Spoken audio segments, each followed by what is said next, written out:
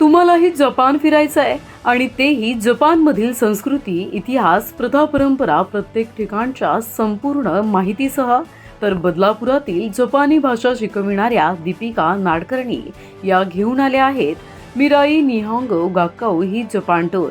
दीपिका नाडकर्णी या गेली 10 वर्ष बदलापुरात जपानी भाषेचं शिक्षण देत आहेत आणि त्यामुळे त्यांना जपान या देशाचं परिपूर्ण ज्ञान प्राप्त झालंय.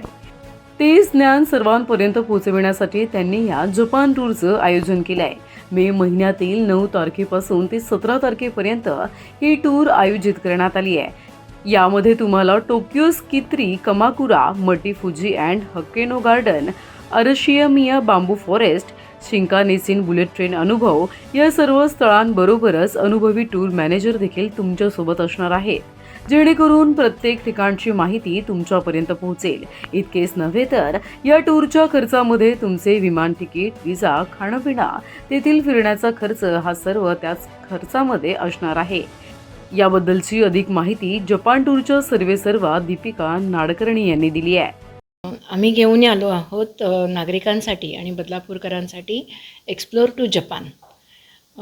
जपान हे एक अतिशय सुंदर देश आहे. मीही स्वतः तो अनुभवलेला आहे आणि तो मला नागरिकांना त्याचा अनुभव द्यायचा आहे. म्हणून मी ही टूर अरेंज करत आहे. गेली 10 वर्ष मी जॅपनीज लँग्वेज शिकवत आहे आणि भाषेबरोबर त्याचा जो आनंद आहे, त्याचा जो कल्चर आहे, तोही मला लोकांना दाखवायचा आहे. जपान किती सेफ आहे हेही मला लोकांना दाखवायचं आहे. त्यासाठी मी हे टूर अरेंज करण्याचा निश्चय केला आहे. कशा प्रकारे ही टूर असणार आहे? किती दिवस असणार आहे? ही टूर असणार आहे 7 नाईट्स आणि 8 डेजची. मुंबई टू मुंबई ही आपली टूर असणार आहे. 9 मेला आपलं इथून फ्लाईट असणार आहे आणि 17 आपण रिटर्न परत येत आहोत. काय काय कुठले साईट्स काय कल्चर? सुरुवातीला आपण उतरणार आहोत नारिता कुको म्हणजे नारिता एअरपोर्टवर, जी टोकियोमध्ये आहे. 2 दिवस पूर्ण टोकियो, फुजिसान, हक्कोने, टोकियो स्काय ट्री हे सगळं आधी आपण एक्सप्लोअर करणार आहोत. त्याच्यानंतर कामाकुराला जायचं आहे. तिकडचं जे नेचर आहे कामाकुराचं ते आहे आणि त्याच्यानंतर ओसाकाला. त्याच्यामध्ये कानकुजी, ओसाका कॅसल हे सगळे प्लेसेस आम्ही दाखवणार आहोत लोकांना. किती असं पॅकेज? साधारणतः 2,39,000चं पॅकेज आहे, including everything. Passport visa, flight tickets, राहणं, खाणं, पिणं, everything. Personal shopping is excluded, बाकी एव्हरीथिंग इज इन्क्लुडेड.